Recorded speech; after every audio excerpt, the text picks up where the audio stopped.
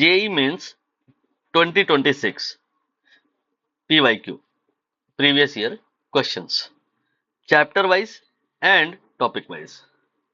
Chapter is mechanical properties of fluids. From this chapter we have these topics जो आपके exam में पूछे गए थे. Out of these topics we have discussed till Venturi tube.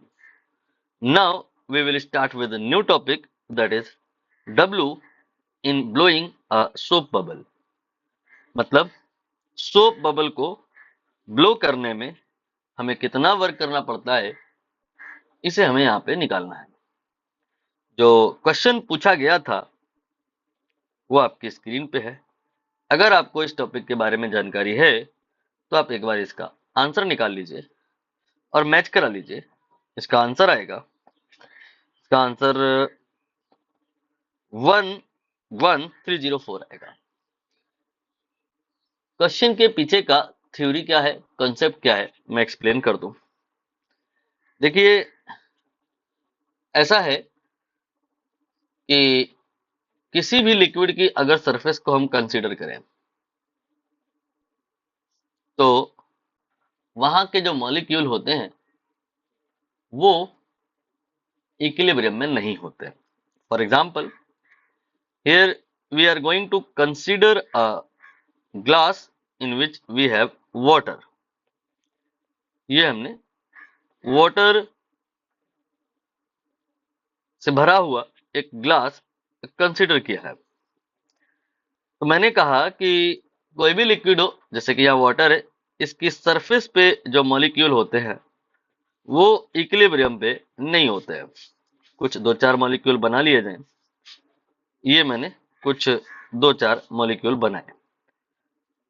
ये surface वाले हैं, एक आध अंदर भी बना लीजिए. तो जो अंदर वाले मॉलिक्यूल हैं वो इक्विलिब्रियम में होते हैं. क्यों? क्योंकि उसके चारों तरफ लिक्विड अवेलेबल है. तो ऊपर का लिक्विड उसे खींच रहा है, नीचे का भी खींच रहा है, लेफ्ट का भी खींच रहा है, राइट का भी खींच रहा है. चारों तरफ से उस पे फोर्स लग रहा है, सिमेट्री बन रही है. इसलिए फोर्स सारे बैलेंस हो जाएंगे और इक्विलिब्रियम में ये वाला पार्टिकल मान लिया जाएगा. But if we consider molecule on surface we can realise कि नीचे इसके लिक्विड है लेकिन इसके ऊपर लिक्विड नहीं है. जो अगर कुछ दूसरा है तो वो लिक्विड एटलीस्ट वाटर तो नहीं है, हो सकता है वेपर हो, तो वो एडेसिव फोर्स के सेक्शन में चला जाएगा. We are not required to consider that. हालांकि उससे अल्टीमेटली बात वही आएगी कि यहाँ पर ऊपर और नीचे दोनों तरफ से कहानी में बैलेंस है, लेकिन यहाँ पर बैलेंस नहीं है. ऊपर से या तो फोर्स नहीं लग रहा है या कुछ और लग रहा है, नीचे से कुछ और लग रहा है. इसके चलते दिस पार्टिकल या molecule experiencing a downward force and has a tendency not to remain on surface. ये नीचे आना चाहता है, नीचे आएगा फिर, लेकिन जब ये नीचे आएगा तो लिक्विड में स्ट्रेन आएगी और उसको कवर करने के लिए लिक्विड की जो इलास्टिसिटी है रिस्टोर करने के लिए साइड से मॉलिक्यूल यहाँ पे इकट्ठे हो जाएंगे. मतलब लगातार जो सरफेस मॉलिक्यूल है वो नीचे आते रहेंगे और लगातार नीचे से मॉलिक्यूल सरफेस पे जाते रहेंगे. ये समझ आया होगा कि स्टैटिक नहीं है, ये डायनामिक है. इक्विलिब्रियम ही नहीं है यहाँ पे, लगातार मॉलिक्यूल में यहाँ पर एनर्जी है, मोशन है. तो because of this extra energy possessed by the molecule on surface, ये जो सरफेस है इसका नेचर वैसा ही है जैसा एक इलास्टिक मेम्ब्रेन का है. अब ये क्या होता है, जैसे कि अगर आपने कभी जंपिंग जैक देखा हो या यूज किया हो तो उसमें ऐसे ही होता है कि एक चादर टाइप की होती है. पहले तो वो ऐसे हॉरिजॉन्टल होती है, लेकिन जब आप इसके ऊपर खड़े होते हो तो ये झूल जाती है, इसमें झोल आ जाता है. ये जो झोल है इसकी वजह से इसकी जो सरफेस है ये खिंची खिंची होती है, इसी को कहते हैं इलास्टिक मेम्ब्रेन, जिसकी वजह से यहाँ पर अगर कोई चीज रखी है तो उसके वेट को, जो कि नीचे को होता है, ये सरफेस बैलेंस कर सकती है। इस प्रॉपर्टी को सरफेस टेंशन कहते हैं। तो सरफेस पर जो एक्स्ट्रा एनर्जी है, इसका फॉर्मूला क्या होता है? सरफेस एनर्जी डिपेंड किस पे करती है? ऑब्वियसली समझ आ गया होगा कि हम लोगों को बचपन से सिखाया भी जाता है कि जो हमको पानी पीना होता है वो ग्लास में नहीं, लोटे में पीना होता है। कारण बहुत सिंपल है।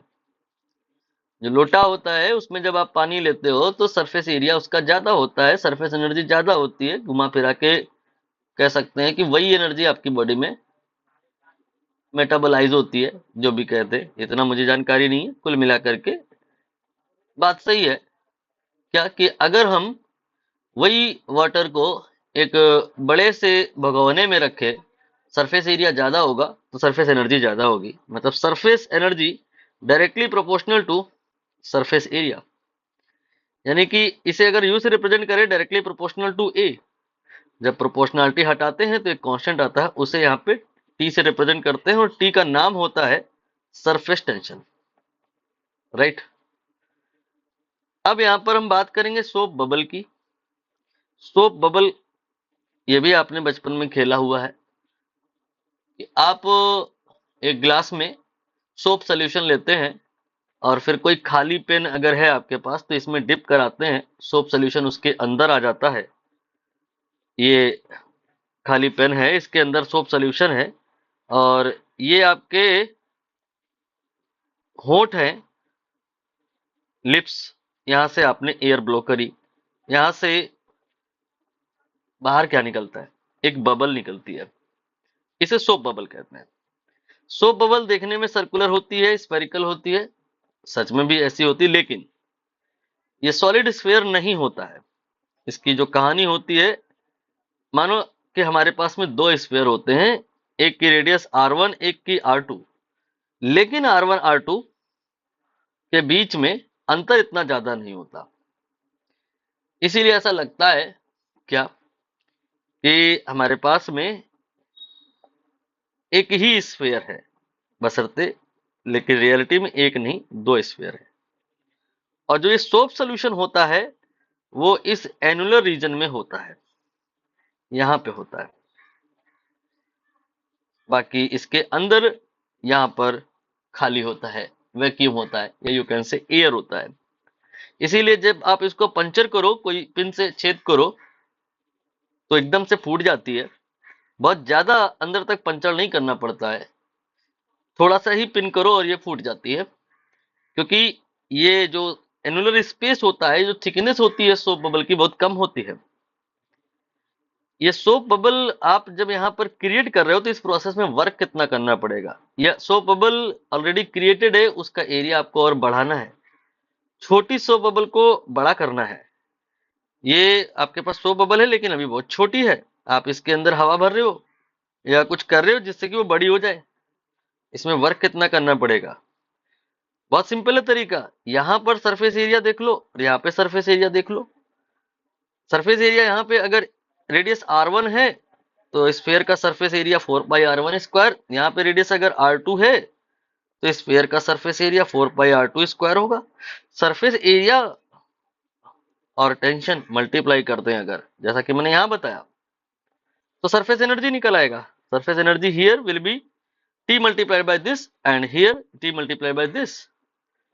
Surface energy here and surface energy there. Surface energy have you noticed कि यहाँ पर ज्यादा है, यहाँ पे कम है, तो ज्यादा हुई कैसे? आपने यहाँ पर वर्क किया है, आपने यहाँ पे ब्लो किया है एयर को, due to that radius of the soap bubble increases.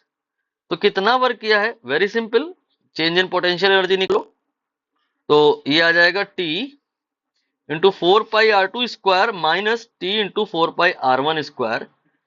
आप यहाँ पर T और 4π को कॉमन ले लो, तो r2 square minus r1 square, this is the amount of the work you have done, but this is wrong. Why? इसका reason मैंने यहाँ पे आपको बताया, इसका एरिया 4πr1² नहीं होता है। ये जगह पर 4πr² है, लेकिन ऐसा नहीं है कि सोप सोल्यूशन पूरे में ही अवेलेबल है, ऐसा नहीं है। यहां पर ये वाला जो आपका इनर स्फीयर है, उसके इन अंदर साइड पर एयर है, यहां पर भी एक इंटरफेस बन रहा है। तो जब आप एयर को ब्लो करते हो तो सरफेस एरिया न केवल ये वाला बढ़ा रहे होते हो, बल्कि ये वाला भी बढ़ा रहे होते हो। बाकी इनमें और इनमें चूंकि ज्यादा अंतर नहीं होता है, तो आप इसको भी 4πr² मान सकते हो, इसका भी 4πr² मान सकते हो। And during the enlargement of the soap bubble you are not increasing only 4πr², अंदर का जो 4πr² है वो भी बढ़ाना है। इसीलिए यहाँ पर हर जगह 2 का एक फैक्टर कंसीडर करना होगा, नहीं गलत हो जाएगा। यहाँ पे 2 का फैक्टर कंसीडर किया तो W बराबर आ गया T into 8π into R2² minus R1²। This is the amount of the work you are required to do so as to enlarge the soap bubble from R1 to R2। ये formula मैंने ready कर दिया है, बाकी का काम आपको करना है। यहाँ पर इसको मैंने फॉर्मूले को पेस्ट कर दिया, वैल्यू पुट कीजिए और आंसर पाइए।